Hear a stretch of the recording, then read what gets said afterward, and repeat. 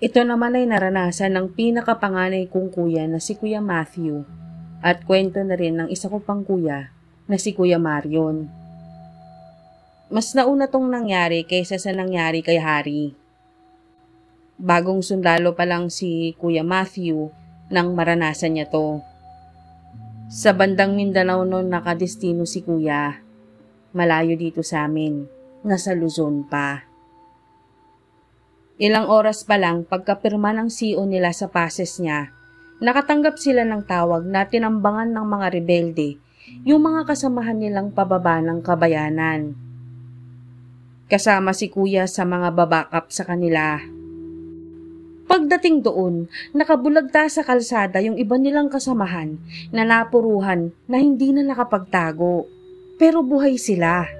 Wala nang putukan nung dumating sila, sabi ni Kuya. Pero bago sila makababa ng truck, sumigaw ang isa sa mga kasamahan nilang nakapagtago. At sinabihan silang huwag bumaba ng truck. Dahil trap lang umano ang mga nangyayari. Pagkasabi nito ng mga salitang yun, may bumaril mula sa itaas at na-headshot yung isa sa mga kasamahan nilang nakahandusay sa may kalsada. Paglipas ng ilang minuto, may binaril na naman. Nag-iiyakan na nun sila kuya sa inis at galit. Iniisa-isa kasi ng mga rebelde ang mga kasama nilang nasa open space. Ang akala kasi ng mga ito, hindi sila siraulo na ibubuwis ang buhay nila para sa mga kasamahan. Pero dun sila nagkamali. Halos lahat ng nasa engkwentrong yon magkakasama sa training. Pamilya na sila na pinagbuklod ng hirap at tagumpay. Kaya apat kila kuya, kasama siya, ang tumakbo papunta sa mga kasamahan nila pagkahagis ng isa pa nilang kasama ng smoke bomb. Hindi gaanong makapalang usok noon, sabi ni Kuya. Hindi sapat para maitago sila ng lubusan sa mga kalaban. Alam nilang may mababaril pa rin sa kanila. Pero gusto nilang may gawin eh. Ayaw lang nilang manood habang isa-isang nauutas ang mga kapatid nila. Natamaan si Kuya sa tagiliran, pero gawa ng adrenaline, init lang muna ang naramdaman niya. Nung nailagay na niya sa truck ang binitbit niyang kasama, saka niya naramdaman yung sakit. Nang maisakay na lahat ng kasamahan nila, saka siya nagdeliryo. Pagdating sa ospital, bago siya maipasok sa ER, nag-flatline siya. 54 seconds bago siya na-revive. Sa mga segundong yon, parang napunta ang kamalayan ni Kuya sa tulay dito sa amin. Hindi nga lang katulad sa naranasan ni Harry na malayan na lang ni Kuya na nasa gitna na siya ng tulay. Ganoon pa rin ang suot niya. Naka-full combat uniform, may baril, may mga ekstrang bala sa balikat. Ang wala lang sa kanya ay yung helmet niya. Pero katulad sa kwento ni Harry, may mga dumaraan sa tulay. May mga naglalakad lang, may tumatakbo, may nakatawa, nakangiti, at may isang batang umiiyak. Binuhat ni Kuya yung bata, tinanong niya kung anong problema.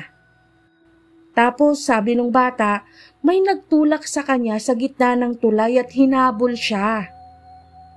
Nang tanungin ni Kuya kung sino ang humahabol sa kanya, may tinuro yung bata. At dahan-dahang ibinaba ni Kuya yung bata. Lumuhod siya at pinasakay niya ito sa likod niya. May higante kasing aso na puro sugat ang paparating. Hinanda ni Kuya agad ang baril niya, chinek kung may bala pa, at humarap siya sa higanteng asong may pulang-pulang mga mata. Bumabaril si Kuya habang naglalakad pa atras. Natatamaan niya naman yung aso, pero parang hindi nito iniinda. Nang napansin naman ng ibang mga tao na nasa gitna din ng tulay si Kuya, nagsitakbo sila papunta sa kanya. Sa likuran niya. Nung malapit na talaga yung aso sa kanila, mula dun sa gilid ng tulay, yung daanan talaga ng mga tao, may sumigaw na lalaki. Pinapapunta sila doon sa gilid ng tulay kasi hindi daw sila magagalaw nung higanting aso. Pinaunang pinatakbo doon ni kuya yung mga tao na lumapit sa kanya. Ipinasa niya rin yung bata sa isang babae. Tapos binabaril pa rin niya yung aso. Pero yung aso, imbis na si kuya ang atakihin, mas ginusto nun yung mga tumatakbo.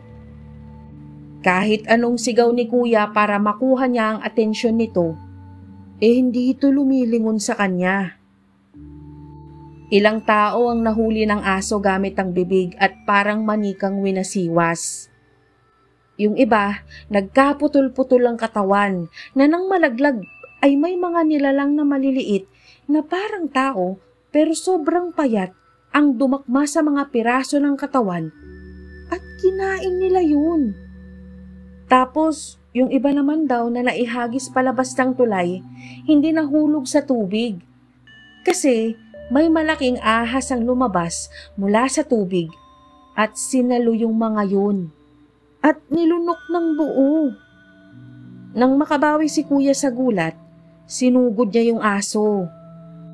Nung malapit na siya, nagpadaos-dos siya at nilabas yung hunting knife na nasa binti niya. Sinaksak niya yung aso sa isang paa nito. Hindi nga lang yun ininda ng aso. Tuloy pa rin ito sa pagngasab sa mga taong nahuhuli niya. Hindi sila nasasaktan, sir. Tayo lang mga tawang nakakaramdam ng sakit. Maniwala ka sa akin. Sabi nung lalaki kay kuya na bitbit na yung batang una niyang iniligtas. Pagapang na lang na pumunta si kuya sa gilid ng tulay. Umiyak na lang siya kasi wala siyang magawa para sa mga taong hindi na nakaabot doon. Tapos, nang maubos na yung mga tao sa gitna, lumayo yung higanting aso na parang nagulat na may tinitignan sa malayo. Maya-maya, nakaramdam silang lahat ng pagyanig. Parang may lindol. Binuhat ulit ni kuya yung bata. Takot na takot silang lahat. Para kasing anytime, magigiba yung tulay. Nang may sumigaw na magsimula na ulit maglakad para makatawid na sila, umiling yung bata. Nagpababa siya kay kuya. Sobra na ang tao sa tawiran. Kailangan magbawas. Kung hindi, mahuhulog tayong lahat. Malungkot na sabi ng bata.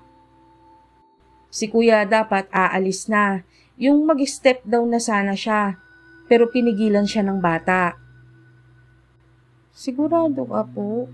Aatakihin ka agad yung aso oras na bumaba ka.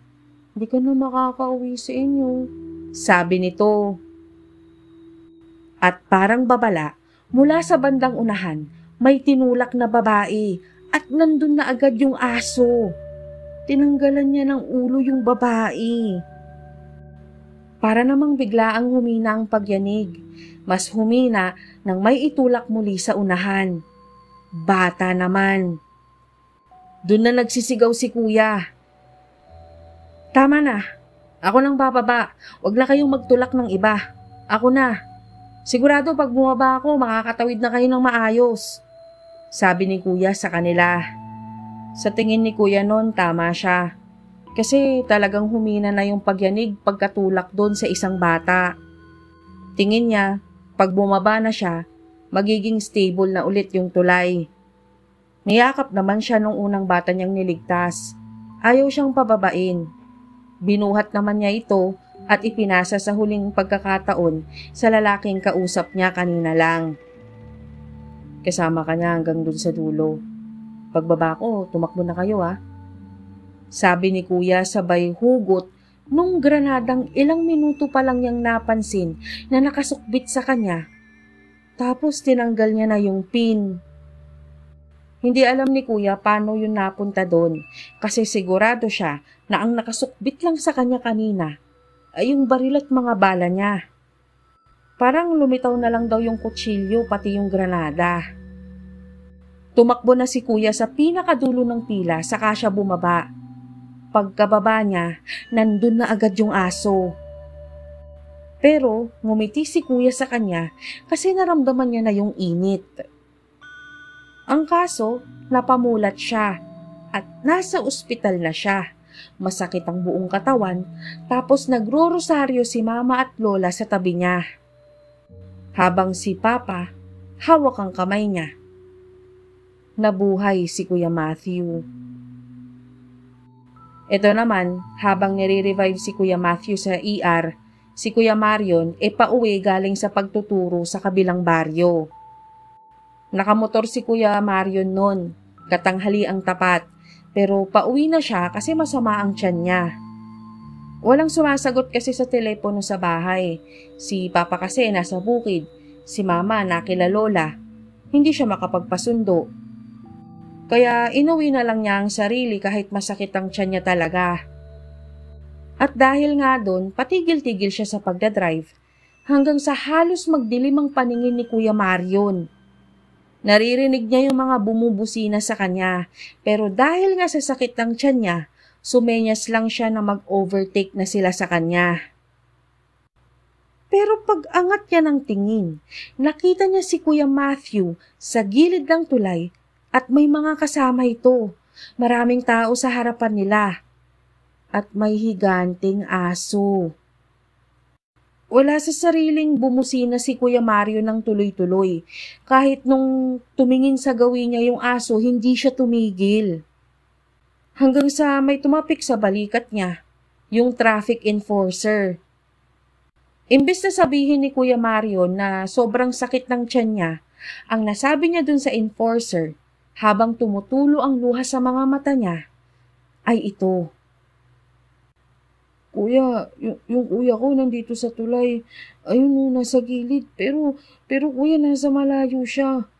Ayokong mamatay ang kuya ko. Inuwi siya ng traffic enforcer. Ito ang nag-drive ng motor niya. Mugto na ang mata ni Kuya Marion pagdating sa bahay. Nakalimutan niya na yung sakit ng tiyan niya. Umiyak nun si Mama at Papa. Naaligaga nga rin pati si Lolo eh. Kahit nga ako, pagka-uwi ko noon galing sa school at nalaman ko yung nakita ni Kuya Marion, kahit nene pa ako noon, umiyak din ako ng umiyak eh. Si Lola lang ang nag-iisang kalmado na naisipang tumawag sa barracks nila Kuya Matthew.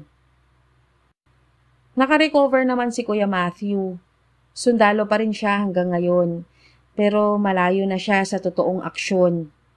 Halos 10 taon na rin siyang nakadestino sa ibang lugar.